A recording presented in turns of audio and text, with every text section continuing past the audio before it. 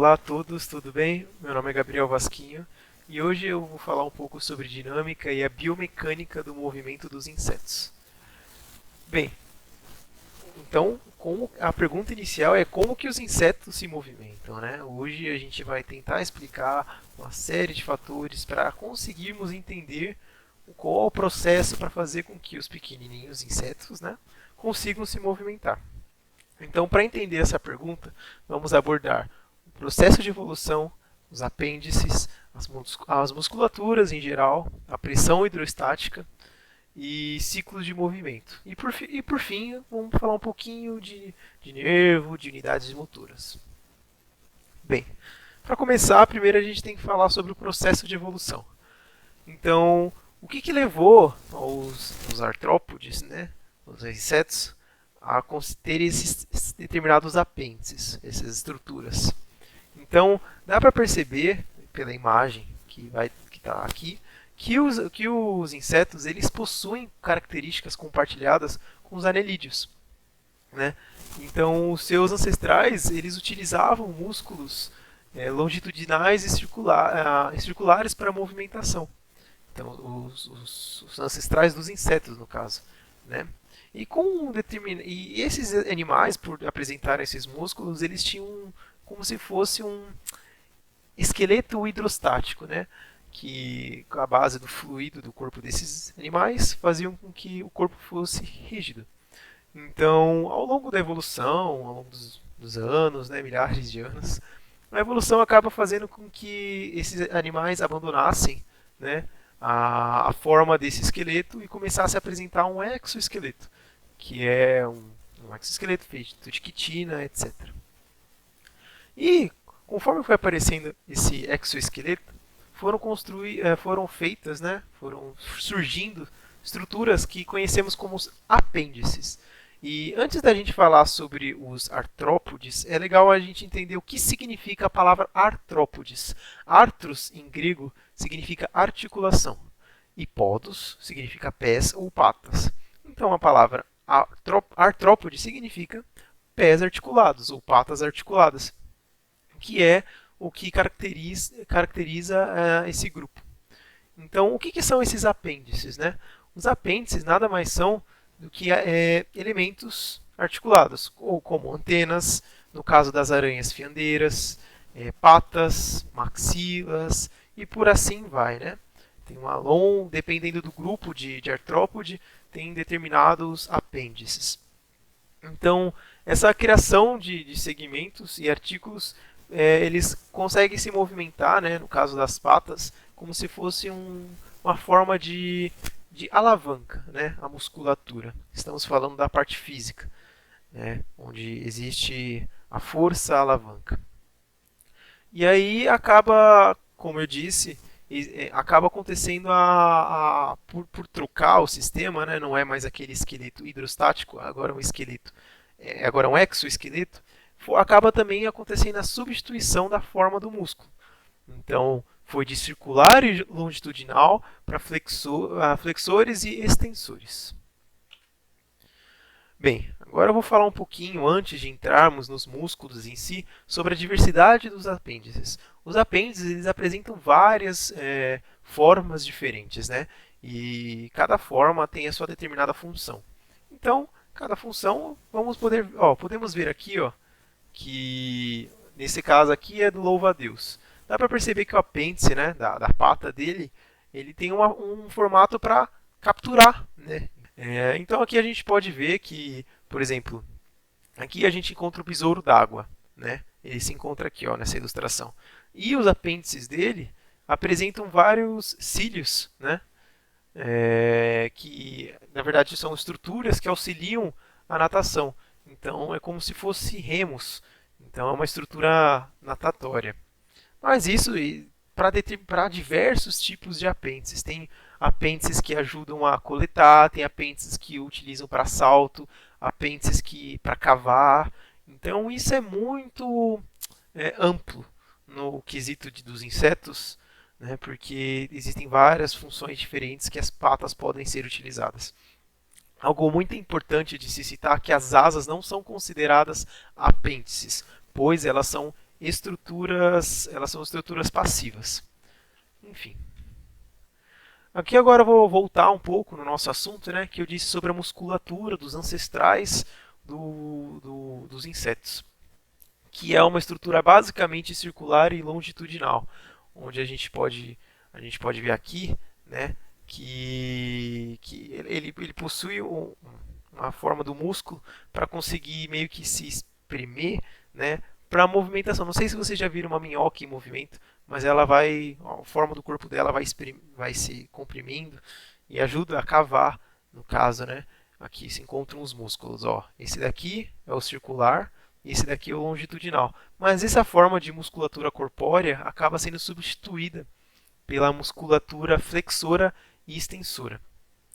No caso, os músculos dos invertebrados são ligados ao exoesqueleto e eles são estriados em sua maioria da sua parte, né? E o que seria essa musculatura? Bem, aqui a gente tem o músculo flexor, né? Aqui a gente pode ver também outra representação. E ele auxilia na hora de flexionar.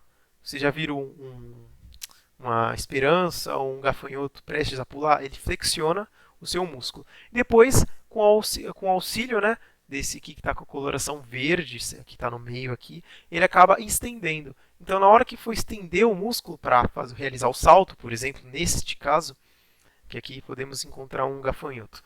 Neste caso, ele acaba estendendo, né, e fazendo com que o inseto salte, neste caso. Podemos ver também, nesse exemplo, que a concentração do músculo extensor é maior do que a flexora, até porque esses animais eles conseguem ter um impacto muito grande no salto, né?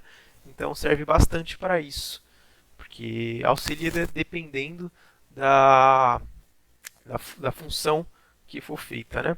Aqui nesse exemplozinho aqui dá para ver que podemos comparar sim os músculos dos insetos com os nossos músculos. É claro que aqui está de uma forma um tanto quanto resumida, né? Mas, por exemplo, o bíceps ele contrai e o tríceps, né, ele acaba fazendo a função extensora. É claro que isso é uma forma um tanto quanto resumida. Bem, voltando a falar dos músculos, né? Então, graças aos músculos, eles dão formato ao apêndice. Por exemplo, a gente pode ver aqui na forma do apêndice, né, da pata, da perninha do inseto, que ele tem esse formato graças aos músculos. Porque, lembrando que eles se prendem ao exoesqueleto, né? E como que eles se prendem? Essa é a questão. Eles se prendem graças às células epidérmicas, né? Que são especializadas a fazer essa função. Podemos ver aqui nessa ilustração, né, que tem aqui a cutícula, né, do exoesqueleto do inseto. E aqui está as células epidérmicas, que acabam se prendendo, né, à fibra muscular, fazendo com que todo esse processo da musculatura aconteça. Então essas células são essenciais. Enfim, a flexão e a extensão ela é efetuada graças a esses músculos. Então, um lado positivo do exoesqueleto em si, né, uma vantagem, é que existe uma grande área superficial, ou seja, basicamente o músculo ele consegue se ligar em uma grande área dentro do exoesqueleto, porque acaba tendo mais espaço. Agora, um fator muito importante é a pressão hidrostática. Eu representei aqui as aranhas, mas elas não são insetos, né? É só para dar um exemplo. E a pressão hidrostática, né, na área da hemocele acaba auxiliando o movimento das pernas, né, das patas dos artrópodes no geral, né? E existem grupos de artrópodes que sem essa pressão hidrostática não há movimento. Mas no caso estamos falando aqui sobre os insetos, né? E sim, a pressão, né, da hemolinfa sobre as patas auxilia no movimento, fazendo com que o inseto possa andar. Por que eu trouxe a aranha? O exemplo da aranha aqui. Não sei se vocês já viram uma aranha quando ela acaba morrendo, mas quando a aranha morre, não existe mais o fluxo de hemolinfa. Logo, ela não consegue fazer essa pressão hidrostática, né, da região da hemocele. Então, basicamente, ela não manda mais sangue, entre aspas, para as pernas. Então, as pernas acabam ficando bem contraídas aqui. Então, quando você vê uma aranha dessa forma, provavelmente ela vai estar morta. Provavelmente. Né? Existem grupos de aranhas que acabam fingindo a sua própria morte, né? Então, são casos à parte. Enfim, um exemplo muito legal do grupo dos insetos, agora falando, é que as asas, depois do processo da metamorfose dos lepidópteros, né, podem ter em outros grupos também, como no caso das cigarras, enfim. Quando a asa surge, né, após a metamorfose, ela precisa distribuir a hemolinfa graças à pressão hidrostática, né? Aqui eu trouxe um videozinho da borboleta monarca. Aqui, ó, quando ela sai. Quando ela sai do casulo, percebe-se que aqui não existe pressão. A hemolinfa ainda não se encontra, né, nesta região. Então ela começa a fazer força, né, graças à pressão hidrostática, isso com o auxílio do sistema circulatório, para fazer com que distribua a hemolinfa para as asas. Esse processo aqui tem que ser rápido, porque se demorar muito tempo e o animal ainda não conseguir fazer essa pressão, pode ser que aconteça um caso irreversível das asas e ela acabar falecendo, né? Então esse é um processo muito vulnerável da borboleta. Bem, então isso aqui foge um pouquinho do assunto, mas não deixa de ser o movimento dos insetos, né? E eles precisam muito de musculatura para realizar o voo. Como eu disse anteriormente, as asas são estruturas passivas, ou seja, elas não são consideradas apêndices. Ao contrário dos pássaros e morcegos, que eles voam, né? E as asas deles são ativas, ou seja, eles têm maior controle.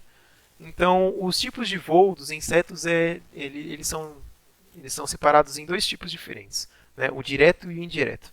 Aqui eu trouxe uma representação do voo direto e do indireto. A gente pode encontrar o voo direto no grupo das libélulas, né? Que como que funciona o processo do voo direto? Basicamente, os músculos estão diretamente interligados à asa. Então, grupos de insetos que possuem esse tipo de musculatura são grupos onde o voo é muito presente, né? Extremamente presente na vida deste inseto, como no caso das libélulas. Então, se você perceber aqui, os músculos flexores e extensores estão diretamente relacionados à asa. Agora, quando a musculatura é indireta, os músculos estão interligados no tórax, ou seja, acaba fazendo uma contribuição do corpo, né? E o corpo vai achatando e nisso que o corpo acaba achatando, graças aos músculos, as asas levantam. E assim faz com que o inseto voe, né? Porque aí o corpo acaba comprimindo, a asa levanta. Depois o corpo acaba fazendo a utilização dos músculos extensores e a asa cai. E graças a essa contração, fazendo com que as asas acabam batendo para o animal voar. Aqui eu fugi um pouco, mas eu achei muito interessante trazer para vocês, que são exemplos de voo, né? Então, tipo, para cada grupo de insetos existe um diferente tipo de voo, né? Como que eles voam. Aqui achei muito bonitinho. Ó, é muito fofo, gente, não tem como. Eu me derrito com inseto. Enfim, e dá pra ver que nesse caso é indireto, porém não dá pra ver pela câmera, né? Isso aí é mais dentro do corpo. O legal desse vídeo é neste grupo aqui, né? Se eu não me engano, dos gafanhotos, isso mesmo. E você percebe que ele utiliza o apêndice para dar impulso para o voo. Ó, vocês perceberam? Vou voltar um pouquinho. Ó, ele utiliza os apêndices para dar impulso para começar a voar, né? É claro que esses apêndices eles já são mais específicos para o impulso, né? E nem todo inseto consegue realizar essa função. Então, agora a gente vai falar um pouco sobre os ciclos de movimentos, né? Até porque acaba rolando um efeito cíclico, né, da movimentação do inseto. E basicamente, ele também é dividido em dois tipos, né, duas fases. A fase de força, ou esforço efetivo, e a fase de recuperação.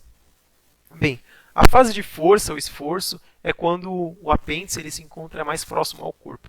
E a fase de recuperação é quando a perna do inseto, né, o apêndice, ele acaba girando para frente e para fora do corpo. Eu vou mostrar para vocês um grupo, né, um grupo dos miriápodas, um exemplo que dá para ver bastante esse movimento cíclico no próximo slide.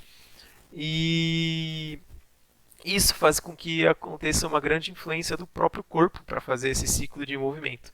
E é muito visível esse fenômeno em insetos com muitas patas, como um exemplo do grupo dos miriápodas. Bem, então acaba rolando como se fosse dois companheiros, né? E aí tem uma perna faz o esforço efetivo e a outra perna acaba fazendo a recuperação. Então meio que vira um efeito cíclico. Eu representei aqui o caso da asa também, quando o inseto está voando, porque acaba sendo um ato repetitivo, né? Então é um ato cíclico, porque aí o inseto contrai, depois ele estende, contrai, estende, contrai, estende. Então é um efeito cíclico também. Aqui, ó. Aqui a gente pode ver um milípede africano gigante passando, bem bonitinho, eu acho muito fofo. Mas olha aqui, ó, ele não é um inseto, deixando bem claro, mas eu trouxe aqui esse vídeo para que a gente possa ver esses movimentos cíclicos. Olha, aqui a parte onde se encontra mais perto do corpo é a parte de força, e quando ele começa a estender é o movimento de recuperação. Vocês conseguiram notar? E no caso das centopeias ou das lacraias, acaba realmente acontecendo uma ondulação corporal, onde elas se movimentam dessa forma. E essa tendência da ondulação corporal, né, da influência grande do corpo, acaba meio que quebrando em grupos com maior rigidez corporal, ou seja, um exoesqueleto mais rígido. Ou seja, não vamos poder ver um besouro, né, tendo essa contração, esse movimento corpóreo, porque o exoesqueleto dele é muito mais rígido. Então agora a gente vai para unidades motoras, né? O assunto final da nossa aulinha, que ele fala mais um pouco sobre sobre os processos neuromusculares. Então a gente vai falar um pouco agora sobre essas unidades motoras em si, mas o que é uma unidade motora? Uma unidade motora nada mais é que um grupo de fibras musculares, ou seja, essas microfibras, né, que são células, um amontoado delas acaba fazendo com que seja chamada de unidade motora. E essas fibras, elas são inervadas, né? O que é esse inervamento? Ou seja, elas acabam tendo nervos, né, sob influência de nervos, em um único neurônio. E quando esse neurônio dispara, as células acabam contraindo. E é claro que varia o número de unidades motoras para cada grupo de inseto, mas eles têm um pequeno número de neurônios. Eles não têm muitos neurônios dentro do corpo deles. Porém, esses neurônios eles acabam proporcionando muitos terminais axonais para uma ou mais fibras musculares. Ou seja, eles têm pouco número de neurônio, mas esses neurônios meio que dão conta de toda a musculatura do inseto. Aqui eu trouxe uma imagem para representar esse processo. Aqui está o neurônio motor e aqui está as fibras, né? Isso aqui é uma unidade motora. E aqui ele tá dando conta desse grupo de fibras musculares. Essas são as referências que eu utilizei para fazer essa aula. E eu agradeço muito a atenção de vocês. Espero que vocês fiquem bem. Abraços.